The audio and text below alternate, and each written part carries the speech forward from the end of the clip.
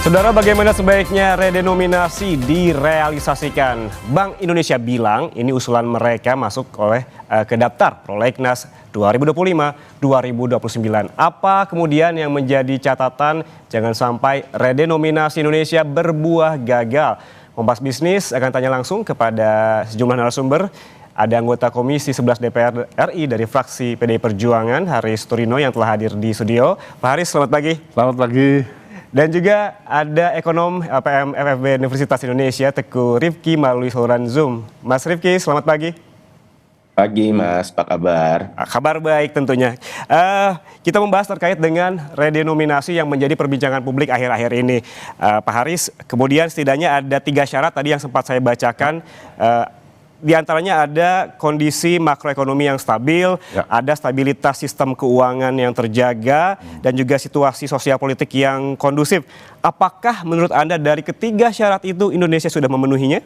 Ya, dari beberapa, katakan syarat yang pertama ya, kondisi makroekonomi yang stabil. Itu biasanya dilihat dari mana sih? Nomor 1 adalah dari inflasi.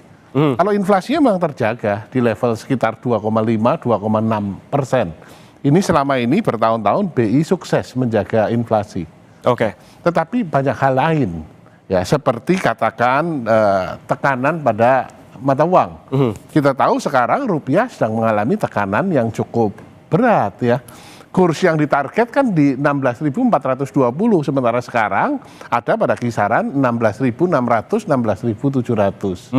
Belum hal yang lain seperti katakan jumlah utang luar negeri kita. Utang kita, bukan utang luar negeri, jumlah hutang kita. Hutang pemerintah kan memang kalau dibandingkan terhadap PDB ada di kisaran 40%. Tetapi jangan hanya dilihat itu, tetapi dilihat bahwa utang jatuh tempo berikut cicilannya itu 1.400 triliun dibandingkan dengan APBN kita di 3.600 triliun. Jadi artinya menurut Anda belum waktunya? 40%. Ya, 40% ini cukup besar bagi sebuah negara yang APBN-nya kemudian harus bayar utang dan cicilannya. Juga masih banyak kita kasus tarif, ya, kasus perang dagang. Sehingga kalau tadi BI mengatakan bahwa kerangka regulasi yang mau ditata lebih dahulu, fine, tidak ada masalah. Kerangka regulasinya karena kan MK menyatakan bahwa untuk melakukan redenominasi wajib menggunakan undang-undang. Ya. Jadi kerangka regulasinya ditata, sepakat. Tetapi bahwa pelaksanaannya ya nanti dulu. Tidak usah terburu-buru, prasyaratnya harus dipenuhi agar tujuannya tercapai. Kuncinya jangan terburu-buru ya Pak Haris ya. Tapi tadi yang dipaparkan terkait dengan kondisi makroekonomi yang stabil, stabilitas sistem keuangan, ini kan dua-duanya bisa dihitung karena ada angkanya. Kemudian di syarat yang ketiga soal situasi sosial politik kondusif, bagaimana ini menghitungnya? Nah, ini kan bisa dilihat dari katakan jumlah rakyat miskin, ya kan? Karena ini semakin banyak akan menimbulkan ketidakstabilan. Kalau sekarang dari angka yang dimunculkan oleh Biro Pusat Statistik, memang angkanya kan bagus ya. Tetapi realitas di lapangan kita lihat kan, PHK masih banyak terjadi di mana-mana.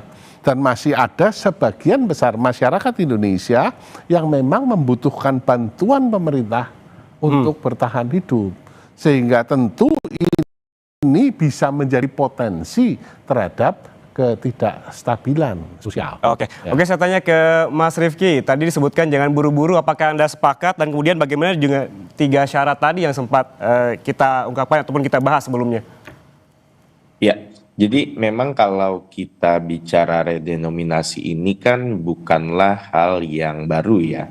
Wacana ini kan sudah sempat dilontarkan beberapa kali sebelumnya, bahkan selama pandemi COVID pun juga sudah pernah diutarakan ke publik wacana redenominasi ini. Nah, memang yang perlu digarisbawahi adalah kita nggak berada pada kondisi untuk melakukan redenominasi secara urgent gitu. Jadi urgensinya ini memang nggak pernah menjadi top priority untuk redenominasi. Walaupun memang redenominasi ini memberikan beberapa benefit, jadi ada manfaatnya juga dari melakukan redenominasi ini. Apa saja itu, Mas? Manfaatnya? Pertama adalah kemudahan untuk melakukan transaksi dan proses administrasi, sehingga kemudian ini nanti dalam pencatatan, dalam administrasi menjadi lebih sederhana. Lalu kemudian juga ini akan membuat biasanya kalau ada redenominasi itu mata uang yang besar pun juga menjadi tidak valid yang nominalnya sangat-sangat besar. Nah, ini di beberapa negara memang terlihat berdampak positif terhadap penurunan tindak pidana pencucian uang atau money laundering. Dan ini juga memperkecil celah korupsi yang biasa menggunakan cash dengan nominal yang sangat besar. Tapi memang kalau kita lihat dari redenominasi itu sendiri, biasanya manfaatnya ini lebih ke arah psikologis, bukan ke arah fundamental. Jadi memang kalau ekonomi kita fundamentalnya sedang bagus, redenominasi pun ini nggak akan membuat lebih bagus. Begitupun saat fundamental ekonomi kita tertekan, redenominasi pun juga nggak akan membuat kondisi fundamentalnya menjadi lebih bagus. Jadi ini memang efek psikologis saja di pasar dan transaksi ekonomi masyarakat. Oke, kalau ini hanya efek psikologis, bagaimana hitung-hitungannya? Karena kan memang kita kadang kalau kita datang ke pasar gitu, ada harga-harga misalkan Rp12.200. Ini akan jadi seperti apa? Rp12.250. Ini kan harus ada pembulatan begitu. Apakah ini tidak berisiko ataupun ada pengaruh nantinya terhadap perekonomian? Iya, memang ada kemungkinan akan terjadi opportunistic rounding. Misalnya katakanlah sebuah barang itu nilainya 12.500 gitu. Instead of misalnya dibulatkan menjadi Rp12, mungkin akan dibulatkan ke atas menjadi Rp13. Jadi potensi tekanan inflasi pun akan ada. Tapi kita melihat juga kondisi inflasi kita saat ini relatif manageable. Jadi saya rasa risikonya ini pun juga relatif bisa di contain lah atau bisa di manage. Nah, tapi kalau kita berkaca ke banyak negara lain yang mata uangnya nilainya cukup besar seperti misalnya Japanese yen atau Korean won, itu pun juga mereka tidak mempush untuk melakukan redenominasi karena memang urgensinya ini selalu tidak menjadi top priority gitu, dan memang dalam pelaksanaannya ini butuh waktu yang panjang, butuh transisi, sosialisasi, dan nanti phasing out dari nilai rupiah yang ada saat ini. Dan memang sekarang banyak isu-isu yang lebih urgent, misalnya mengembalikan daya beli, lalu kemudian meningkatkan kelas menengah dan lain semacamnya, sehingga dalam konstelasi seluruh permasalahan ekonomi saat ini memang redenominasi tidak memiliki urgensi yang sangat tinggi. Tidak memiliki urgensi yang sangat tinggi. Ya. Anda sepakat dengan itu, Pak Haris? Sepakat sekali. Tadi kan dipaparkan ya bahwa ada 3 tujuan. Yang pertama efisiensi, jelas efisiensi, jumlah kertas lebih sedikit, jumlah kalkulator ya. Kalkulator di Indonesia itu kalkulator 12 digit. Kalkulator 9 digit itu enggak laku di Indonesia. Ya kan? Dengan redenominasi dipotong 3 nol, maka kalkulator 9 digit, laporan keuangan dari semua lembaga ya, ini akan lebih ringkas. Ya. Kemudian praktis terjadi efisiensi di sana. Tujuan pertama tercapai. Tujuan ketiga yaitu kredibilitas mata uang rupiah. Kan keren kalau $1 tidak lagi 16.700, tapi 16,7 perak per US dollar. Kan lebih keren. Keren saja. Ya, tapi tujuan kedua meningkatkan stabilitas, meningkatkan daya saing, enggak ada itu. Berarti Anda setuju ini hanya efeknya psikologis saja? Iya, efek psikologis dan ya untuk keren. Sementara kompleksitasnya luar biasa. Zaman dulu tahun 80-an, tahun 90-an kita terima gaji kan kita di amplop ya ada duitnya. Nah sekarang kan enggak, ting duit masuk seperti itu. Transfer. Tentu yang dirubah bukan hanya fisik uang ya. Tetapi juga sistem pencatatan diperbankan, ya.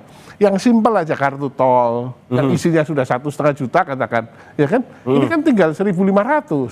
Ya, demikian pula kris, demikian pula transaksi dikatakan di marketplace, demikian pula kris, demikian pula katakan harga saham, belum lagi kripto yang patokannya mata uang rupiah, belum lagi mata uang virtual lainnya, kompleksitasnya besar sekali. Oke, banyak sekali angkanya di belakang, apalagi kita melihat saham dan juga yang kripto, harus dirubah dalam waktu yang serempak ketika diputuskan kan, dan ini akan mempengaruhi menimbulkan kompleksitas yang besar sekali. Kalau gagal mengelola ini, akibatnya seperti yang dilakukan Argentina gagal, seperti yang dilakukan Zimbabwe gagal. Ini kan kita tidak mau seperti itu. Sementara sasarannya, tujuan yang ingin dicapai hanya efisiensi dan katakan keren. Kalau keluar negeri nih kurs kita 16,7 bukan 16.700. Nah, tetapi apakah itu meningkatkan yang lain? Tidak. Agar tidak terjadi seperti Zimbabwe, Mas Rifki, apa yang perlu diantisipasi sebetulnya? Iya, ini yang perlu diantisipasi adalah pertama kredibilitas. Seberapa serius pemerintah melakukan redenominasi ini? Karena selain di planningnya yang nanti akan super kompleks, implementasinya pun akan super kompleks. Nah ini komitmennya harus 100%. Jadi nanti pemerintah juga perlu menyiapkan planning bagaimana memphase out. Lalu bagaimana membuat semua uang yang sudah ada saat ini menjadi invalid dan proses transisinya seperti apa. Ini perlu memakan bertahun-tahun dan potensinya bahkan mungkin melewati satu siklus periode politik gitu. Jadi kalau ini juga perlu diantisipasi, misalnya nanti pergantian pemerintahan tahun 2029, apakah ini tetap akan menjadi prioritas atau enggak? Karena kalau prioritasnya berubah, ini akan gagal. Seperti yang dilakukan misalnya di Brazil atau Zimbabwe, atau pernah Turki beberapa kali pun tidak selalu sukses. Ini karena komitmennya tidak 100%. Jadi memang urgensinya tidak terlalu tinggi, tapi saat implementasi kemudian ini perlu effort dan skala yang cukup besar. Nah ini perlu dipastikan bisa terjamin sampai nanti phasing out dari rupiah baru atau redenominasi baru ini betul-betul selesai 100%. Oke, Mas Rifki, apakah negara kita ini perlu belajar kepada mereka negara-negara yang sudah berhasil, termasuk yang gagal begitu, agar nantinya tidak sampai ada lonjakan inflasi? Tentu, jadi memang makanya ini sudah banyak kasus yang berhasil, banyak kasus yang gagal. Kasus yang gagal ini beberapa negara, misalnya Brazil, Argentina, Turki pun juga pernah gagal. Tapi juga beberapa negara yang berhasil itu seperti ada Hungaria, Latvia, negara-negara yang yang mau join European Union itu mereka berhasil untuk kemudian melakukan redenominasi. Di semua episode tersebut nggak ada yang periodenya sebentar. Ini komitmen yang cukup panjang dan memang membutuhkan dari tahap planning hingga implementasi itu kompleksitasnya sangat tinggi. Nah ini banyak sekali yang bisa dipelajari dan mungkin kita juga bisa mengukur dari sini. Kita siap nggak?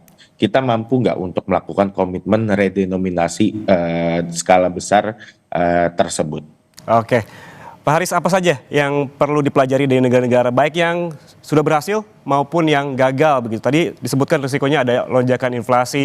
Poin-poin penting apa yang perlu negara kita ambil dari negara-negara yang sudah berhasil dan gagal agar terjadi hal tersebut? Ya, prasyarat awalnya harus terpenuhi dulu. Tadi katakan kestabilan sistem keuangan, kemudian kondisi moneter yang juga stabil, dan kondisi sosial ekonomi yang stabil. Tanpa ada kestabilan ini, belajar hanya menambah ilmu dan ini tidak pas kalau dilaksanakan di Indonesia dengan terburu-buru. Kita tahu prioritas Presiden Prabowo kan pertumbuhan ekonomi 8%. Ya itu dulu kita capai lah. Arahnya adalah seluruh kekuatan bangsa diarahkan untuk mencapai ke pertumbuhan ekonomi yang cukup tinggi agar kita tidak terjebak ke middle income trap.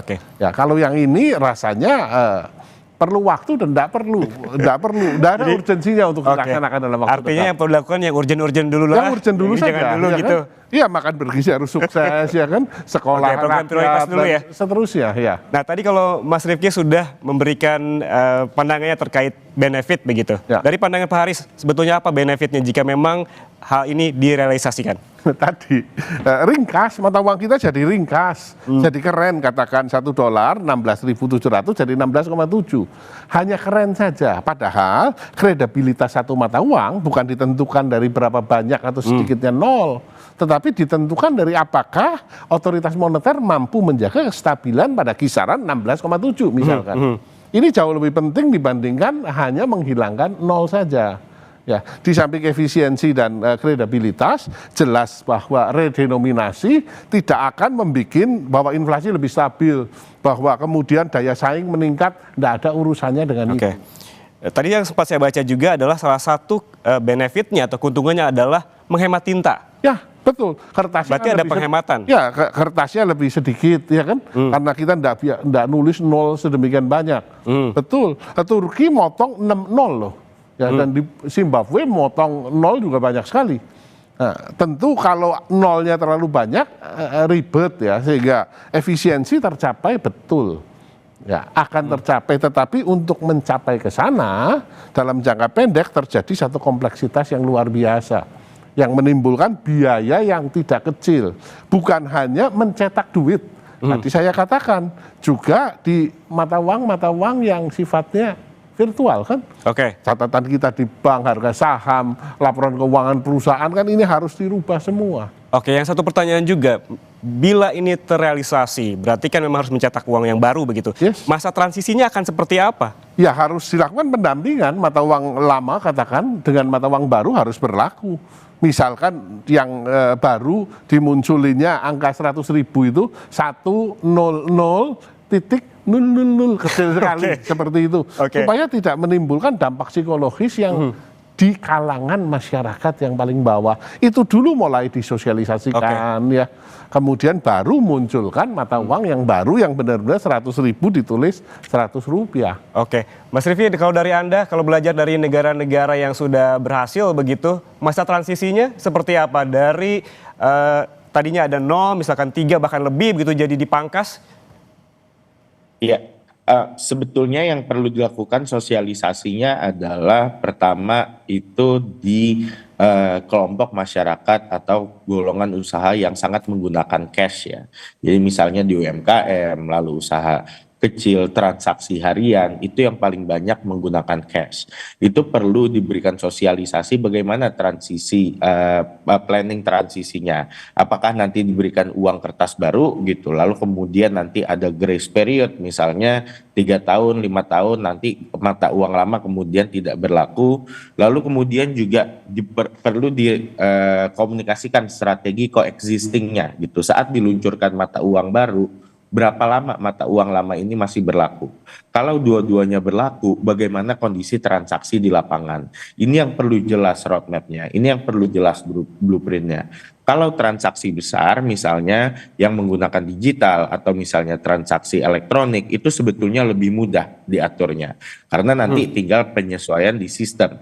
Tapi kemudian kalau yang di lapangan, yang di transaksi hari-hari, transaksi menggunakan cash, ini yang perlu butuh sosialisasi yang sangat besar dan implementasi dan dikawal betul-betul sehingga tidak terjadi kebocoran saat kemudian prakteknya di lapangan. Jadi itu yang menjadi poin-poin penting dari negara lain saat kemudian mereka melakukan redenominasi dan berhasil. Yang turut menjadi sorotan juga apabila kita berkaca kepada sejarah terkait dengan redenominasi dan juga centering yang pernah dilakukan pemerintah Indonesia tahun 1965 ini akibat hiperinflasi dan juga stabilitas ekonomi yang rapuh begitu. Lalu kemudian Mas Rifky, apa bedanya? Jangan sampai ada persepsi masyarakat ini juga keliru begitu. Ya, ini perlu dibedakan. Redenominasi itu tidak sama dengan sunering. Sunering itu adalah memotong nilai mata uang gitu. Jadi kalau misalnya harga roti 10.000 gitu, uang 10.000 kemudian nilainya dipotong jadi Rp10. Harga roti tetap 10.000 gitu. Jadi nilainya yang dipotong. Itu sunering. Kalau redenominasi harga roti 10.000, uang 10.000, uang 10.000-nya menjadi Rp10, harga rotinya menjadi Rp10 gitu. Nah, ini dua konsep yang sangat berbeda dan implikasinya pun akan sangat berbeda nantinya. Ini yang perlu dikomunikasikan oleh pemerintah betul-betul bahwa nilai mata uangnya nggak turun gitu, karena nilai uangnya tetap akan bisa membeli barang yang sama. Jadi bukan nilai mata uangnya turun, harga barangnya tetap gitu. Ini mata uangnya menyesuaikan dengan harga barangnya. Nah, yang dilakukan di tahun 66 itu adalah sunering gitu, saat kemudian terjadi hiperinflasi. Di banyak negara lain, hiperinflasi pun juga mendorong redenominasi seperti yang terjadi di Brazil, Venezuela, dan Zimbabwe. Kondisinya kita lebih baik. Kondisinya sekarang adalah kita itu nggak mengalami hiperinflasi, tapi kita mau melakukan simplifikasi mata uang. Jadi isunya sebetulnya cukup berbeda. Kita sebetulnya lebih nggak ada urgensi karena kita nggak ada hiperinflasi. Tapi memang tadi ada benefit-benefit psikologis dari simplifikasi mata uang tersebut. Oke, lagi-lagi belum ada urgensinya ya. Kalau dari DPR, Pak Haris, apakah DPR juga menghitung persepsi publik terkait dengan isu ini? Kami baru tahu dari media beberapa hari lalu ketika kemudian Kementerian Keuangan meluncurkan PMK 70 tahun 2025 yang ditetapkan di 10 Oktober dan baru diundangkan ya di awal bulan November. Kami baru tahu bahwa di dalam kerangka regulasinya ya itu ada rencana tentang perubahan harga rupiah atau redenominasi, rencana RUU tentang ini sehingga belum pernah dibahas dengan kami di Kapan rencananya dibahas? Sudah ada jadwal? Ya rasanya dengan statement Pak Purbaya yang terakhir bahwa nomor 1 ini adalah urusannya otoritas moneter. Ini benar ya kan? Tapi masalahnya adalah PMK 70 ini yang menerbitkan adalah Kementerian Keuangan dan kita tahu lah kalau Pak Purbaya yang mengatakan di media kan menjadi viral seluruh Indonesia ya kan. Tapi kemarin sudah ngomong ini urusannya Bank Indonesia bukan urusannya Kementerian Keuangan ya. Dan ya kita tidak akan melakukannya secara terburu-buru. Ini tentu sesudah Menteri Sekretaris Negara kemudian mengatakan kita tidak akan buru-buru, Menko juga mengatakan hal yang sama. Kemudian Pak Purbaya kemarin mengeluarkan statement itu. Oke, Mas Rifki bilang belum ada urgensinya, ya. Pak Haris bilang jangan buru-buru. Lalu sebenarnya dalam kondisi seperti apa momentum yang tepat bagi Indonesia untuk melakukan redenominasi ini? Tapi tahan dulu jawabannya. Jangan kemana-mana saudara, susah jeda kami kembali. Untuk Anda tetap bersama kami di Kompas Bisnis. Anda masih bersama kami di Kompas Bisnis, saudara. Sebelum kita membahas terkait dengan kapan waktu yang tepat untuk melakukan redenominasi ini, kita juga tadi sempat berbincang terkait dengan ongkosnya. Akan seberapa mahal sih ongkos melakukan redenominasi ini dan apakah sebanding dengan impact-nya? Nah itu persoalannya, ongkosnya akan besar sekali. Bukan hanya ongkos mengganti duit. Ya, mengganti nol, membuang nol, bukan hanya itu, bukan hanya cetak uang baru, tetapi dampak psikologis masyarakat. Ya, dan yang kedua adalah menjaga bahwa ini tidak boleh gagal, karena kalau gagal malah menyebabkan kondisi ekonomi pertumbuhannya terhambat, terjadi inflasi yang besar-besaran. Kita biasa main di angka ribuan dan jutaan. Satu contoh harga beras 13.200 sekarang. Ya, kalau kemudian dilakukan redenominasi, maka harga beras menjadi 13 perak 20 sen. Kita dari sejak lahir tidak biasa mainan sen. Maka akan di round up ke atas, 14 saja deh. Biar gampang, biar simple. Nah, apa dampaknya? Ini kenaikan 6%. Sehingga akan memicu inflasi. Nah, ini yang kudu dijagain, belum lagi kompleksitas. Menurut saya tadi di masyarakat UKM dalam bentuk uang yang baru ya, kemudian di sistem back end-nya juga ini akan butuh biaya yang cukup besar untuk melakukan sinkronisasi dalam waktu yang sangat singkat. Sementara benefitnya tidak terlalu besar. Oke, kita berbicara soal tadi ongkos, ada catatan yang kami dapatkan begitu, Pak Haris, soal biaya transisi. Tadi kita bicara soal transisinya, kita sekarang bicara soal biayanya. Yang harus dikeluarkan oleh pemerintah, perbankan, pelaku usaha, dan juga masyarakat ini tidaklah kecil. Jadi menurut Anda ini gimana nih? Jadi semua lini nih yang harus mengeluarkan biaya jadinya. Iya, jadi katakan semua perjanjian dagang, simpanan di bank dan seterusnya. Ini kan tentu yang ada kaitannya dengan rupiah, kan angkanya harus dibuang nolnya. Dan ini kan supaya tidak menimbulkan nanti moral hazard di belakang ya. Ini kan harus disepakati dan dilaksanakan dengan sedemikian baik ya. Tanpa adanya ini, maka biaya psikologisnya akan besar sekali. Sementara kembali lagi manfaatnya hanya keren saja, manfaatnya hanya efisien, ya nolnya hilang 3, itu saja.